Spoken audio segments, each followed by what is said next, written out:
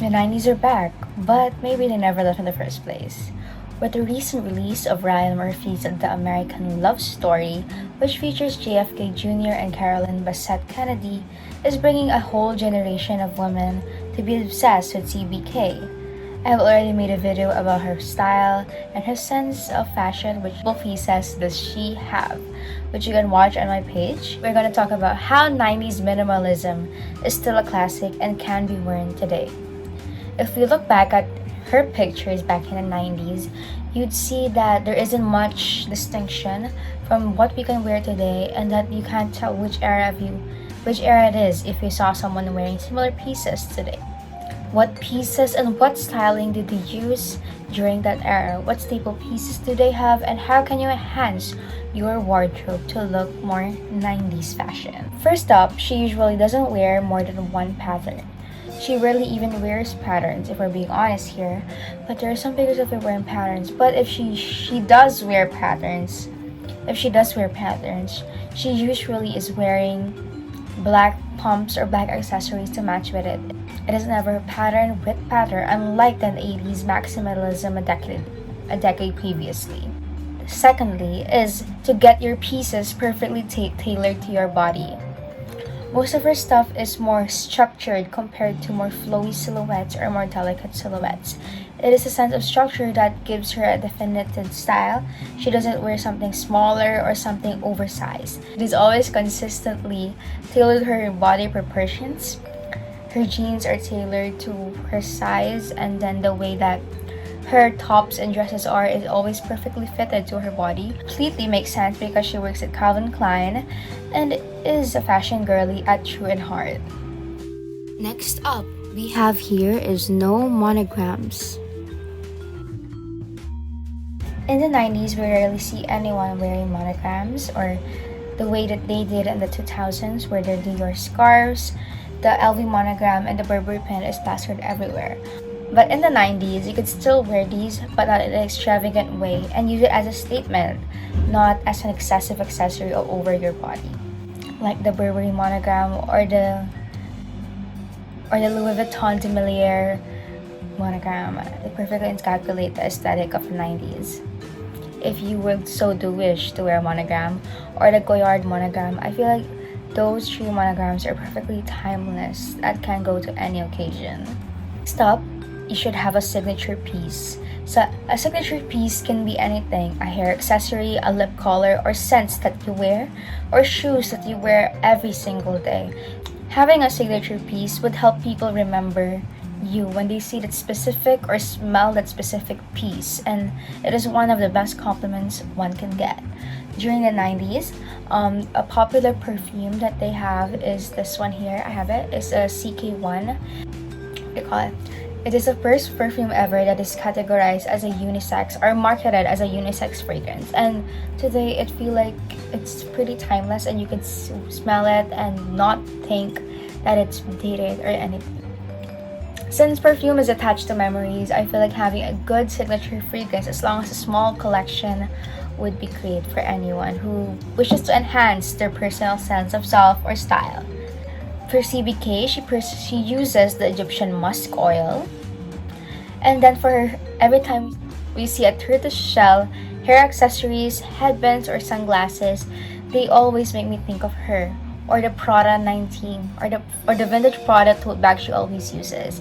It would always make me think of her. In the 90s, glass skin or something dewy finish isn't the norm. People love a matte finish, matte lipstick, matte foundation. Brands that are popular during the time includes Bobbi Brown, MAC Cosmetics, and Caroline Bassett Kennedy always used the MAC Studio Fix foundation and the Bobbi Brown lipstick. Number 6.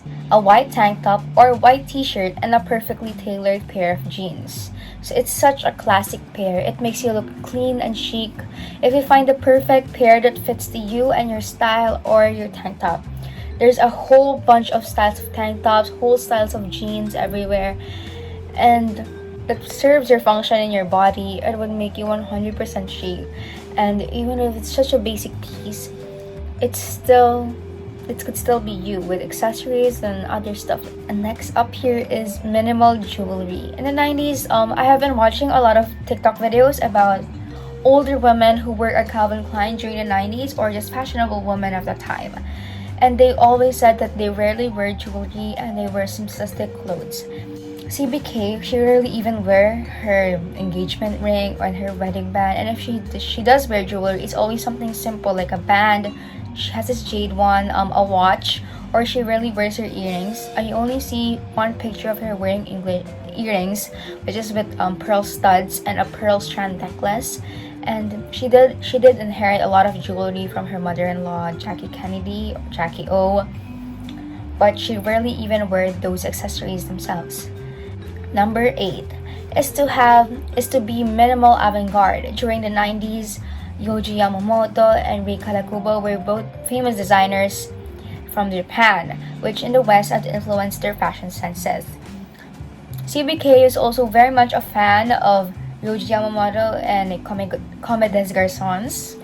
Correct me if I'm wrong with my pronunciation, but that's how I hear people say it. She likes to wear this Comme des Garçons pouch that she usually wears as a clutch, and you can still purchase it today.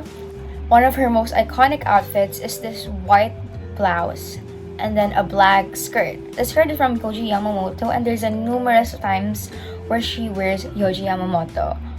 I learned about Japanese avant-garde because I was so obsessed with her style, and then I found it's the perfect statement piece even if you have a minimalist wardrobe, is to have avant-garde pieces in it, even though if it's in black, if it's in white, just neutrals in general. Even Prada is avant-garde, which is one of their most style philosophies is to be luxury, simplistic, and avant-garde, as they would put it. Brands that fit in this era is, of course, Calvin Klein. This is the brand where 90s minimalism is very prominent. There's a lot of ladies who personify this philosophy even in their older years, people who previously worked in Calvin Klein. A lot of her more iconic outfits is the one which has Calvin Klein written all over it.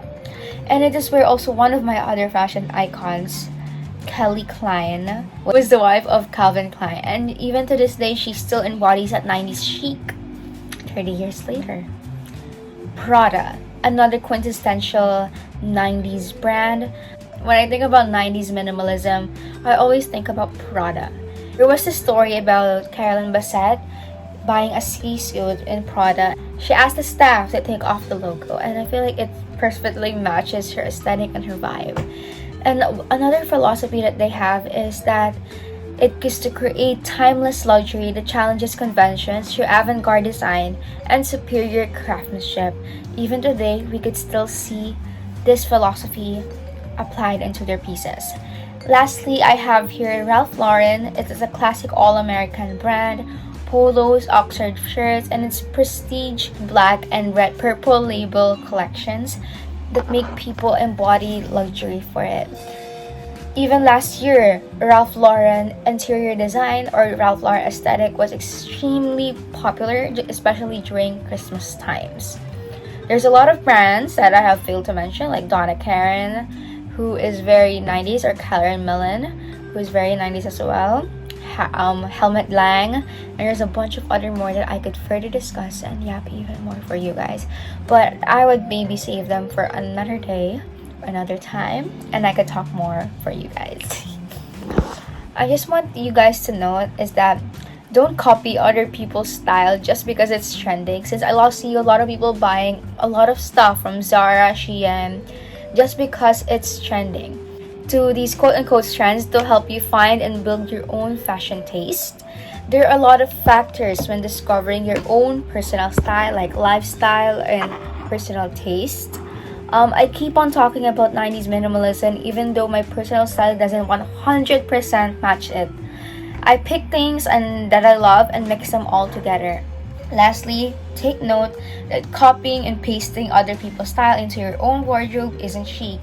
You should all find your own personal style. I just want to say thank you and God bless, and see you again soon. I hope you're loving the show as much as I am.